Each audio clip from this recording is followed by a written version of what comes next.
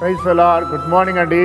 మరి ప్రత్యేకించి నిన్నటి దినాన మీ అందరి ప్రార్థన బట్టి దైవ సేవకుల యొక్క కూడిక చాలా ఆశీర్వాదకరంగా జరిగింది. అనేక మంది పరిశుద్ధులు, దైవజనులు, చాలా సీనియర్ సేవకులు రావడం జరిగింది. వారందరూ కూడా చక్కగా దేవుణ్ణి ఆరాధించారు. అనేక అంశాల కొరకు, దేశ కొరకు ప్రార్థన చేశారు. అంతమాత్ర కొరకు, మా పరిచయ కొరకు కూడా వారు ప్రార్థించడం జరిగిందండి. చాలా సంతోషము. మీ ప్రార్థన బట్టి నా మెండు కృతజ్ఞతలు. రండి కలిసి దేవుని వాగ్దానం చూద్దాం. హెబ్రీయులకు రాసిన పత్రిక 11వ అధ్యాయము 5వ వచనం. ఆ విశ్వాసమును బట్టి హానోకు మరణము చూడకుండా కొనిపోబడును.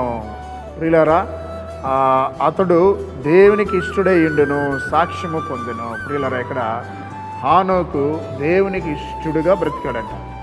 ప్రియులారా, ఇక్కడ ఈ లోకములో భర్త భార్యకి ఇష్టగా బ్రతకాలని చూస్తున్నారు. పిల్లలు తల్లిదండ్రులకి ఇష్టంగా బ్రతకాలని ఆశపడతారు.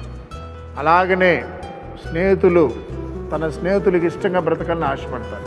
కానీ వీటన్నిటికంటే ముఖ్యంగా మనల్ని సృష్టించిన దేవునికి ఇష్టంగా బ్రతకాలి.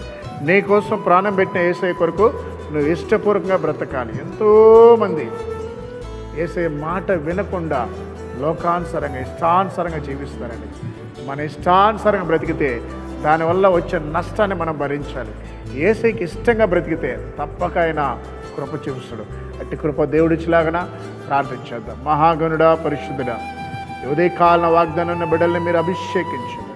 కడుపు నొప్పితో, తలనొప్పితో, కంటి నొప్పితో బాధపడుతున్న బిడ్డలకి, చెవి నొప్పితో బాధపడుతున్న బిడ్డలకి, మోకాలు నొప్పితో బాధపడుతున్న బిడ్డలకి ఇప్పుడే నజరున యేసు నామములో విడుదల కలుగును గాక. నా ప్రభు, శాపం నుంచి, పాపం నుంచి, దురాత్మ శక్తుల నుంచి ఎవరైతే బాధించబడుతున్నారో ఇప్పుడే నజరున యేసు నామములో విడుదల కలుగును గాక. నా ప్రభు, మనశ్శాంతి లేని వారికి మనశ్శాంతి దయచేయండి.